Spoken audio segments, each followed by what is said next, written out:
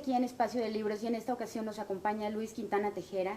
Él es doctor en Letras de la Universidad Autónoma Nacional de México, catedrático e investigador y autor de varios libros, y en esta ocasión nos trae lecciones de mitomanía. Bienvenido, Luis. Gracias, Arlet. Buenas tardes. Luis, ¿qué son las lecciones de mitomanía? Partimos de la base de que el tema mitomanía como tal sería un tema que pertenecería de alguna manera a la psicología por los estudios que se han hecho en torno a los mitómanos, pero que en este caso se ha vuelto un libro de cuentos, en donde se recrea básicamente al hombre mentiroso, pero no al hombre mentiroso malamente hablando, sino yo diría, a pesar de la aparente contradicción, buenamente hablando. Al hombre que ha inventado historias y que se crea un mundo en el cual realmente él termina confiando. Luis, a cada uno de tus personajes en este libro le das un punto de fuga para escapar de su realidad. ¿Duele hablar de la verdad? Pienso que sí, definitivamente. Mis personajes se mueven en un entorno de locura. Diríamos, hay una palabra que yo uso muy frecuentemente en el desarrollo del contexto, que es la palabra enajenación.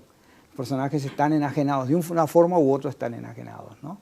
Desde aquel médico que expulsa espíritus en uno de los cuentos, que definitivamente él está viviendo su mundo de una determinada manera, y entonces sí es cierto que de alguna manera hablar de la verdad causa cierto dolor, cierta preocupación, entonces el hombre se refugia en la mentira. Luis, ¿somos mentirosos por naturaleza? La sociedad nos obliga a mentir. Muchas veces eso lo hemos podido comprobar. Yo incluyo en el libro al principio varios prólogos, varios prefacios, como se le dice en algún caso. Hay un prefacio desde la psicología donde se estudia por qué el mitómano es mitómano. Y de alguna manera desde pequeño se nos está dirigiendo lamentablemente hacia la mentira. Y a veces pasa, y esto es uno de los testimonios que recojo en el libro de cuentos, que a nivel familiar hay una mala educación que fomentan, a veces los padres, en la mayoría de los casos los padres sin quererlo lo hacen, fomentan esa tendencia a exagerar las cosas o a desviar la verdad. Luis, ¿un mitómano necesita tener carisma? Yo creo que sí. Es decir, primera pregunta, sí, muy importante lo que tú me dices, Arlet, porque lo primero sería qué es el carisma, ¿no?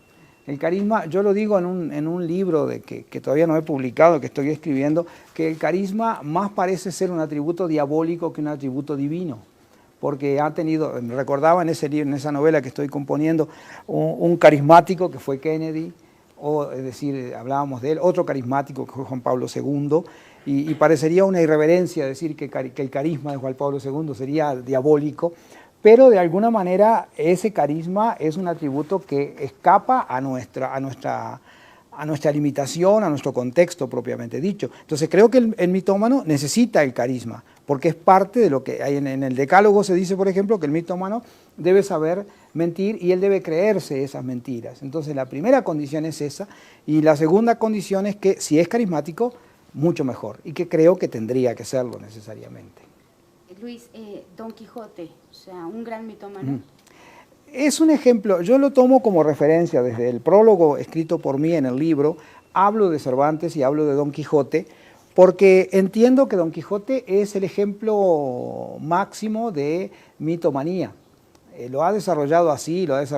Cervantes hizo una propuesta. La propuesta de Cervantes fue burlarse de las novelas de caballería y creó un individuo que siguió las reglas de la novela de caballería al pie de la letra. El episodio aquel famoso que citamos en el libro de los molinos de viento, definitivamente el hecho de que existan molinos de viento, esos molinos existen, dice el mitómano, y quien no crea eso es porque está mal ubicado o mal contextualizado, le dirá al pobre Sancho, ¿no?